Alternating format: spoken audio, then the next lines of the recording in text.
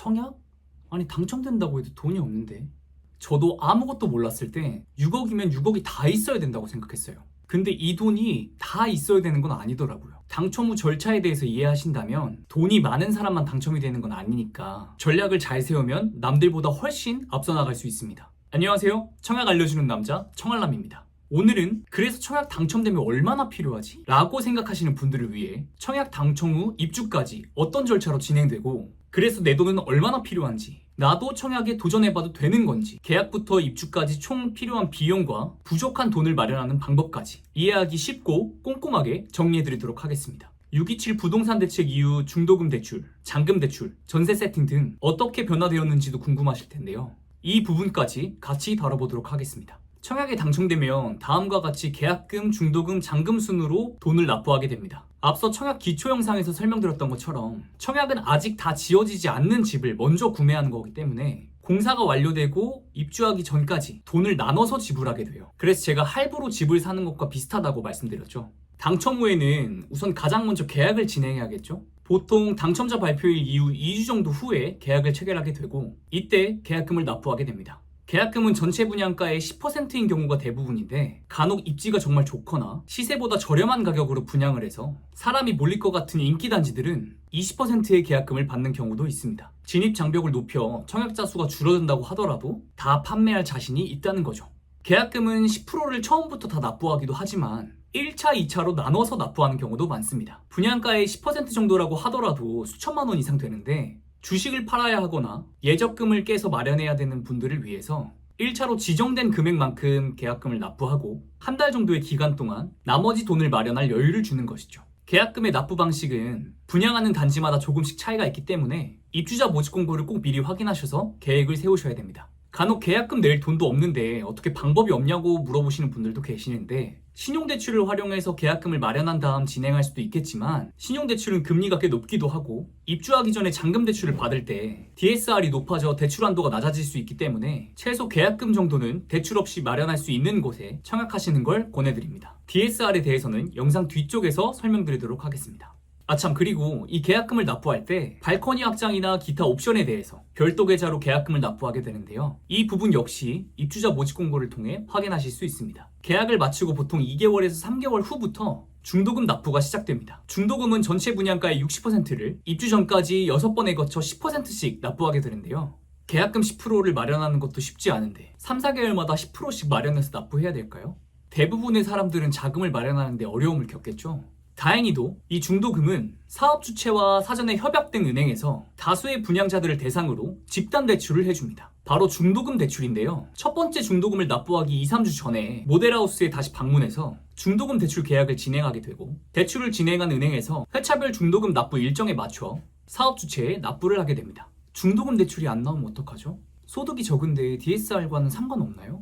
라는 생각에 걱정이 되실 수도 있는데요. 우선 중도금 대출의 경우 DSR에 적용되지 않고 LTV 기준으로만 심사를 하기 때문에 소득과는 무관하게 정해진 기준의 대출을 받을 수 있습니다. 실제로 15년 정도 건설사에서 실무를 하시는 분께 여쭤봤는데 지금까지 중도금 대출이 나오지 않았던 계약자는 손에 꼽는다고 하시더라고요. 정말 특수한 경우를 제외하고서는 대출이 안 나오는 경우는 없으니 이 점은 걱정하지 않으셔도 될 것 같습니다. 다만 중도금 대출의 한도는 규제 지역이냐 비규제 지역이냐에 따라서 조금 차이가 있는데요. 규제 지역의 경우 분양가의 50%, 비규제 지역의 경우 분양가의 60%를 한도로 대출이 나오기 때문에 규제 지역의 경우 6번의 회차 중 1회 10%는 자기 자본으로 직접 납부해야 될 수 있으니 이 점도 꼭 유의하셔야 됩니다. 대출을 받게 되면 이자는 어떡하나요? 대출을 받게 되면 당연히 이자가 발생하겠죠. 이 중도금 대출 이자는 이자 후불제로 진행되는 경우가 대부분입니다.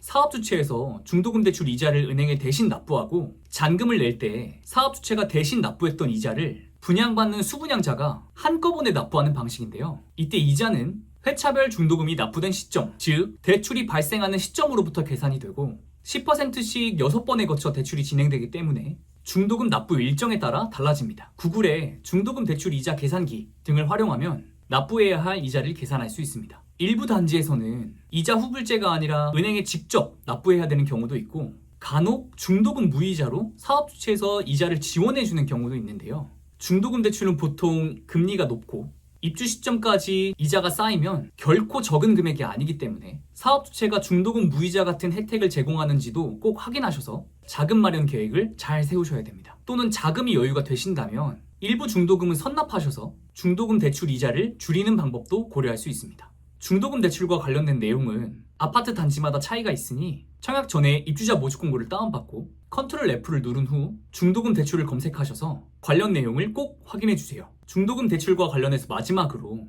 6월 27일 시행된 부동산 대책에 어떤 영향을 받는지 말씀드리자면 중도금 대출 역시 주택을 담보로 하는 주택담보대출이기 때문에 6억 한도 제한을 받는다고 생각하시는 분들이 계신데 정부가 발표한 내용을 살펴보면 다행히 중도금 대출은 6억 한도 제한을 받지 않고 대신 6월 27일 이후 입주자 모집 공고가 난 단지들은 다음에 설명드릴 잔금 대출로 전환할 때 6억 한도가 적용됩니다. 또 6억 한도는 적용되지 않지만 1주택자나 다주택자는 주택담보대출이 제한이 되기 때문에 2주택 이상을 가지고 있는 다주택자는 중도금 대출을 받을 수 없고 1주택자의 경우 기존 주택을 처분하는 조건으로 중도금 대출을 받을 수가 있는데 이 경우 분양받은 주택이 다 지어지고 소유권 이전 등기 이후 6개월 이내에 기존 주택을 처분해야 됩니다. 만약 처분하지 않을 경우 대출이 즉시 회수되고 대출에 관련되어 제약을 받기 때문에 1주택자인데 청약에 당첨되신 분들이라면 기존 주택의 매도 계획을 잘 세우셔야 됩니다.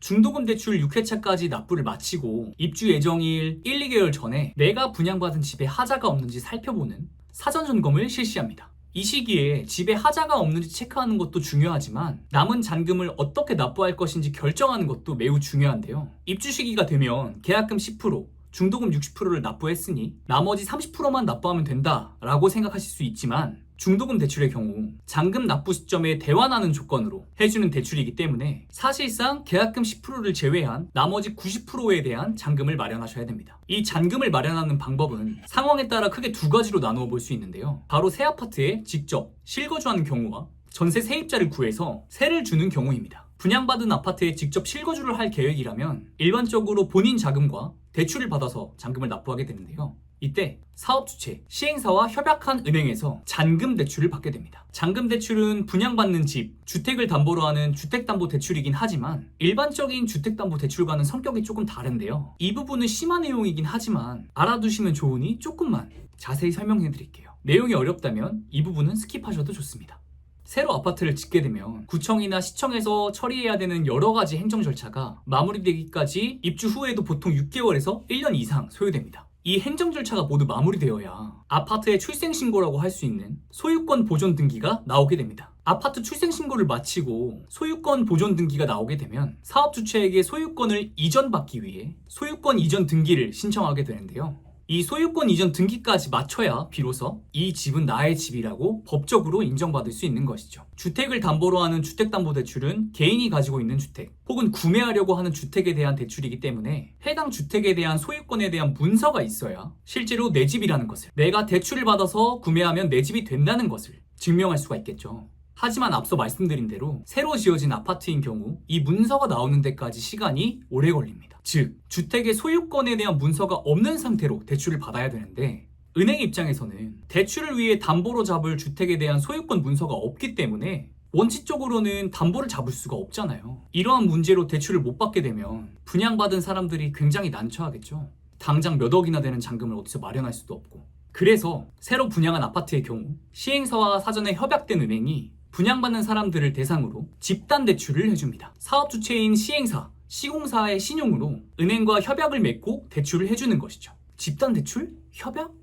어디서 들어봤는데? 네, 중도금 대출도 사전에 협약된 은행에서 진행하는 집단 대출이라고 말씀드렸죠. 잔금 대출도 이와 같이 집단 대출로 진행됩니다. 이제 이 잔금 대출을 얼마나 받을 수 있는가에 대해서 이야기해 볼 건데요. 이를 이해하기 위해선 많이 들어보셨을 LTV와 DSR에 대한 이해가 필요합니다. 간단하게만 짚고 넘어갈게요. LTV는 주택담보대출 비율을 뜻하는데 집값 대비 얼마나 대출을 받을 수 있는지를 나타내는 비율이에요. 예를 들어 10억짜리 집을 사는데 LTV가 70%라는 건 집값 10억 중에 70%인 7억까지 대출을 받을 수 있다는 것이죠. 중도금 대출을 설명할 때 규제 지역의 경우 분양가의 50%, 비규제 지역의 경우 분양가의 60%까지 대출이 나온다고 설명드렸죠. 이때 이 퍼센트가 LTV를 뜻합니다. 여기서 중도금 대출과 잔금 대출이 조금 다른 게 LTV의 기준이 되는 가격이 조금 차이가 있는데요. 보통 주택담보대출의 경우 주변 시세를 반영해서 형성된 KB 부동산 시세를 기준으로 대출 한도가 정해지지만 신규 아파트의 경우 아직 거래가 진행되지 않았으니까 시세가 형성되지 않았잖아요. 그렇기 때문에 중도금 대출은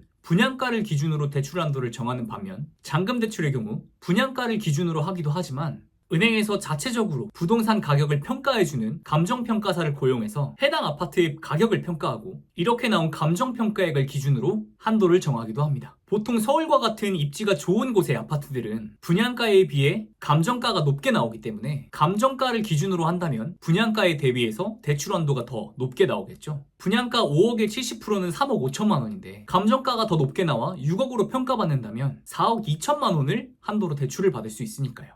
DSR은 총 부채 원리금 상환 비율을 뜻하는데 쉽게 이야기해서 내가 1년 동안 벌어들이는 총 소득 대비 모든 대출의 원금과 이자를 내는 돈이 얼마만큼의 비율을 차지하는가를 알기 위한 기준입니다. 내가 1년에 3천만 원을 버는데 신용대출, 주택담보대출 등 대출 때문에 갚아야 하는 원금과 이자가 1년에 1,500만 원이면 DSR은 50%가 되는 것이죠. 금융권에서 주택을 담보로 대출을 받을 땐 이 LTV와 DSR에 따라 한도가 정해집니다. 금융권이 아닌 정부나 공공기관에서 제공하는 보금자리론, 디딤돌 대출 등의 정책 대출의 경우 현재 DSR이 적용되지 않고 DTI를 기준으로 한도가 정해지는데 정책 대출의 경우 다른 영상에서 자세하게 다뤄보도록 하겠습니다. 이 금융권의 잔금대출, 주택담보대출 역시 규제지역이냐 비규제지역이냐에 따라서 LTV가 달라지는데요. 원래는 보시는 바와 같이 규제지역이냐 비규제지역이냐, 무주택자, 1주택자, 다주택자에 따라서 적용하는 기준이 다 달랐는데 6.27 대책 이후 이 표가 많이 간단해졌습니다. 우선 규제 비규제 여부와 상관없이 2주택자 이상인 다주택자와 1주택자인 경우 추가주택 구입을 목적으로 하는 주택담보대출이 금지되었습니다. LTV가 0%, 즉 대출을 받을 수 없게 되었고 무주택자와 1주택자이지만 기존 집을 처분하고 새 집을 분양받겠다고 약속한 처분 조건 1주택자인 경우 기존과 동일하게 규제지역은 50%, 비규제지역은 LTV 70%까지 적용받아 대출을 받을 수 있습니다. 하지만 처분 조건 1주택자의 처분 조건이 기존 2년에서 6개월로 줄어들었습니다. 기존보다 더 빨리 주택을 처분해야 된다는 뜻이죠. 또 생애 최초로 주택을 구입하는 사람들은 기존의 비규제 지역, 규제 지역 상관없이 LTV 80%를 적용받을 수 있었는데 이 역시도 수도권과 규제 지역에 있는 주택을 담보로 할 시 70%로 제한되었습니다. 가장 중요한 건 아무리 LTV를 50%, 70%로 인정받는다고 하더라도 주택담보대출의 총액 한도가 6억으로 제한됐다는 것이죠. 비규제 지역의 10억짜리 아파트를 분양받아 LTV 70%를 인정받아 원래는 7억까지 대출을 받을 수 있었는데 최대 한도가 6억이라 6억까지만 대출을 받을 수 있다는 것입니다. 이렇게 LTV에 따라 1차로 대출 한도가 정해지고 6.27 대책에 따라 2차로 6억 한도로 대출 한도가 정해지게 되는데 여기서 끝이 아닙니다. 한도가 6억이라고 하더라도 이 6억을 다 받을 수 있는 게 아니고 바로 DSR 기준을 충족해야 되기 때문인데요. 우리가 주로 이용하는 KB, 신한, 우리, 하나은행 같은 은행들은 1금융권에 속한 은행으로 이 1금융권에서 주택담보대출을 받을 경우에는 DSR 40%라는 기준을 충족해야 되기 때문에 보시는 바와 같이 본인의 소득에 따라 대출을 받을 수 있는 한도가 정해지게 됩니다. 증권사나 보험사 같은 2금융권은 DSR 기준이 50%로 1금융권보다는 좀 더 높아서 대출 한도는 높아질 수 있겠으나 1금융권에 비해 금리가 조금 더 높기 때문에 자금이 부족해서 대출 한도를 더 높게 받아야 하는 경우에만 고려하시는 것이 좋습니다. 여기서 혹시 모르시는 분들을 위해서 약간의 팁을 드리자면 부부의 소득은 합산하여 DSR을 적용받을 수 있기 때문에 연봉이 낮아 대출 한도가 낮게 나올까봐 걱정이시라면 부부 합산 소득으로 심사를 받으실 수 있습니다. 물론 부채와 원리금 상환액도 같이 합산되기 때문에 합산하였을 때 오히려 불리할 수도 있으니 각각 심사를 받아 유리한 쪽으로 선택하시면 됩니다. 이렇게 LTV, DSR에 따라 대출 한도가 정해지고 사업 주체와 협약된 은행 중에 가장 조건이 좋은 은행에서 잔금 대출을 진행하게 되면 기존에 받았던 중도금 대출을 상환하고 남은 금액만큼 잔금에 보탤 수가 있는 것이죠. 이제 잔금 대출을 받고 납부한 돈 이외에 부족한 금액만큼만 잔금으로 준비하면 되는데 추가로 들어가게 되는 부대 비용으로는 앞서 말씀드린 중도금 대출 이자와 발코니 확장, 에어컨 등과 같은 옵션비, 입주 청소비, 소유권 이전을 위한 법무사 비용, 취득세 등이 있으니 이 비용까지 고려해서 자금 계획을 세우셔야 됩니다. 자, 지금까지 실거주를 할 경우에 자금을 어떻게 마련할 것인지, 어떤 것들을 준비해야 되는지에 대해서 말씀드렸는데요. 다음은 전세 세입자를 구해 세를 놓는 경우에 대해서 설명해 드리도록 하겠습니다. 이 경우는 어찌 보면 정말 간단합니다. 부동산에 전세 매물을 등록하고 세입자가 내는 전세 보증금 이외의 자금과 기타 부대 비용만 준비하시면 되는데요. 전세의 경우 사실상 세입자의 돈을 무이자로 대출받는 것과 다름이 없기 때문에 매달 상환해야 하는 원금과 이자에 대한 부담이 없다는 장점이 있습니다. 형성되는 시세에 따라 마련해야 하는 돈이 더 적어질 수도 있고 더 많아질 수도 있지만 몇 억씩 대출받아 갚아야 하는 원리금이 다달이 몇백만 원씩은 될 텐데 이 돈을 아낄 수 있는 것이죠. 다만 새로 짓는 아파트이다 보니 자금이 부족한 사람들, 이자가 부담되는 사람들은 너도 나도 다 전세를 맞추려고 할 것이고 그럼 매물이 늘어나니까 인근에 형성된 전세 시세보다 시세가 더 낮아질 수 있어요. 소위 말하는 입주장에서 벌어지는 일이죠. 또 분양가 상한제를 적용받는 아파트는 실거주 의무가 주어지게 되는데요. 현재는 이 실거주 시점을 3년간 유예해주기 때문에 2년 정도는 전세를 맞춰 실거주를 위한 자금을 마련할 수 있지만 보통 전세는 2+2로 생각하고 들어오는 세입자들이 많기 때문에 2년 뒤에는 집주인이 실거주를 해야 되는 집이라면 아무래도 세입자들이 들어오는데 좀 꺼려질 수 있겠죠. 이 부분에서 세입자를 구하는데 조금 어려움을 겪을 수 있습니다. 무엇보다 이 전세로 잔금을 치르는 전략이 현재로선 사실상 어려워졌는데 그 결정적인 이유는 바로 6.27 대책에서 수도권과 규제 지역에서 소유권 이전 조건부 전세 대출을 금지했기 때문입니다.